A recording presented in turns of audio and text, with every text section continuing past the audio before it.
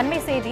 தமிழ்நாடு மாநில ஊரக மற்றும் நகர்ப்புற வாழ்வாதார இயக்கக பணியாளர்கள் சங்க நிர்வாகிகள் 5வது நாளாக சென்னை வள்ளுவர் கோட்டத்தில் ஒப்பாரி வைத்து நூதன போராட்டத்தில் ஈடுபட்டு வருவதால் பரபரப்பு ஏற்பட்டிருக்கிறது. இதுகுறித்த கூடுதல் தகவல்களை தலைமை செய்தியாளர் ஜெயக்குமார் வழங்க கேட்கலாம். வணக்கம் ஜெயக்குமார், விவரம் என்ன? கண்டிப்பாக மஞ்சளா, தமிழ்நாடு மாநில ஊரக நகர்ப்புற வாழ்வாதார இயக்க பணியாளர் சங்க நிர்வாகிகள் 5வது நாளாக இன்றைக்கு பிணமாக படுத்து சாலையிலே போராட வேண்டிய சூழ்நிலைக்கு திமுக அரசு தள்ளி இருக்கிறது. செவிடன் காதில் ஊதப்பட்ட சங்கு போல இந்த அரசுக்கு அறவழியிலே போராடி தங்களுடைய நியாயமான கோரிக்கைகளை கேட்டால் இந்த அரசு செவி சாய்க்காது என்று கடந்த சில தினங்களுக்கு முன்பு ஒப்பாரி வைத்து போராட்டத்திலே ஈடுபட்டார்கள்.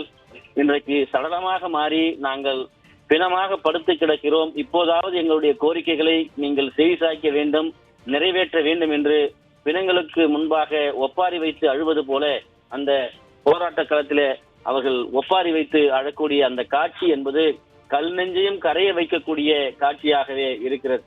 பிணங்களை போன்று ஒரு ஊழியர்கள் வீதியிலே படுத்திருக்கிறார்கள் என்றால் அவர்களுக்கு இருக்கக்கூடிய சூழ்நிலை, வேதனை, நெருக்கடி, அவருடைய கண்ணீர் என்பதை இந்த அரசு புரிந்து கொள்ளவில்லை என்பதுதான் துயரத்தினுடைய உச்சமாக, வேதனையினுடைய விச்சமாக, கண்ணீர் குரலாக இருக்கிறது.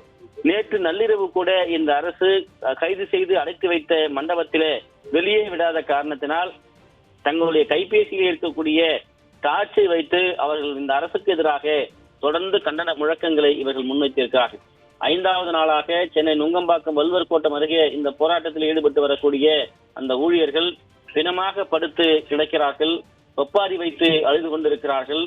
குறிப்பாக இந்த மகளிர், இவருக்கு பல்வேறு பணிகள், மகளிர் ஊரக நகர்ப்புற பணியாளர்கள், சுய உதவி குழுக்கள், வங்கி கடன் வழங்குதல், மகளிருக்கான குழுக்களுக்கான அடையாள அட்டை வழங்குதல், உதவித்தொகை கணக்கெடுப்பு, முதியோர் மாற்றுத்திறனாளிகளுக்கான நிதி பெறுவது, அதே போன்று அரசினுடைய திட்டங்களை கொண்டு சேர்ப்பது என இருக்கிறது. இந்த நிலையில திமுக அரசினுடைய பல்வேறு விளம்பர மாடல் திட்டங்களை நெருக்கடியாக அந்த விண்ணப்பங்களை கொண்டு, குறிப்பாக உங்கள் கனவு திட்டம் என்கிற அந்த விண்ணப்பங்களை எல்லாம் கொண்டு சென்று வீடு வீடாக கொடுக்க வேண்டும் என்று வற்புறுத்துவதாகவும், அங்கு செல்லக்கூடிய அந்த ஊழியர்களை அந்த பொதுமக்கள் திமுக நிர்வாகிகளாக நீங்கள் என்று சந்தேகப்படக்கூடிய அளவிலே அந்த பணி இருப்பதாகவும், சில இடங்களில் விரட்டி அடிக்கப்படுவதாகவும், சில இடங்களிலே எங்களை அநாகரிகமாக பேசக்கூடிய அந்த வேதனையும் கேட்க வேண்டிய சூழ்நிலைக்கு தள்ளப்பட்டிருக்கிறோம்.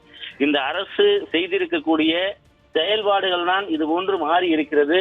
நாங்கள் கேட்கக்கூடிய கோரிக்கைகளை நிறைவேற்றவில்லை, ஆனால் மாறாக இன்றைக்கு இந்த அரசு எங்களை வஞ்சித்து வீதியிலே இன்றைக்கு பிணமாக படுத்து ஒப்பாரி வைத்து போராடி கொண்டிருக்கிறோம். அந்த போராட்டத்தினுடைய வேதனையை, கண்ணீரை இந்த அரசு கண்டுகொள்ளவில்லை என்பதுதான் துயரத்தினுடைய உச்சமாக இருக்கிறது என்று கண்ணீர் சிந்திக் கொண்டிருக்கிறார்கள்.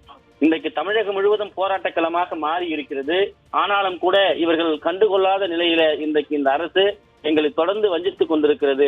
இவற்றிற்கெல்லாம் நாங்கள் என்ன செய்ய போகிறோம் என்று அவர்கள் பிணமாக மாறி ஒப்பாரி வைக்கக்கூடிய அந்த காட்சிகளை தற்போது பார்க்கலாம்.